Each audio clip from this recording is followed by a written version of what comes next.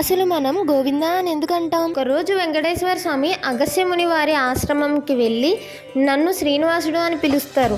మీ ఆశ్రమంలో చాలా గోవులు ఉన్నాయంట కదా, నాకు ఒక గోవుని ఇవ్వగలరా అని అడుగుతారు. అందుకు ఆ ముని, గోవుని ఇవ్వడానికి నాకు ఎటువంటి అభ్యంతరం లేదు, కానీ వేదాల ప్రకారం ధర్మపత్ని లేనిదే గోధర్మం చేయరాదు అని అంటారు. కాబట్టి మీరు మీ భార్యను తీసుకొని రండి అంటాడు. అలానే అని చెప్పి వెంకటేశ్వర స్వామి వెనక్కి వెళ్ళిపోతారు. సతీమణి పద్మావతితో మళ్ళీ వస్తారు. కానీ ముని ఆశ్రమంలో ఉండరు. తన శిష్యులు ఉంటారు. శ్రీనివాసులు ఇలా అంటారు, మీ గురువు గారు గోవునిస్తానని మాటిచ్చారు. అతను నన్ను నా సతీమణితో రమ్మన్నారు. ఇదిగో నా భార్య పద్మావతి. శిష్యులు మా గురువు గారు లేనిదే గోవు ఇవ్వడం కుదరదు అని అంటారు. దానితో వెంకటేశ్వర స్వామి కోపంతో తన కొండ వైపు గబగబా వెళ్ళిపోతారు. కొద్దిసేపట్లోనే వచ్చిన ఆ ముని, ఆ విషయం తెలుసుకున్న ఆ ముని గోవుని తీసుకొని వెంటనే వెంకటేశ్వర స్వామి వెనకాల, స్వామి గోవు ఇందా అంటాడు. గోవు అంటే ఆవు, ఇందా అంటే ఇదిగో అని అర్థం. అందుకే గోవింద అంటాం.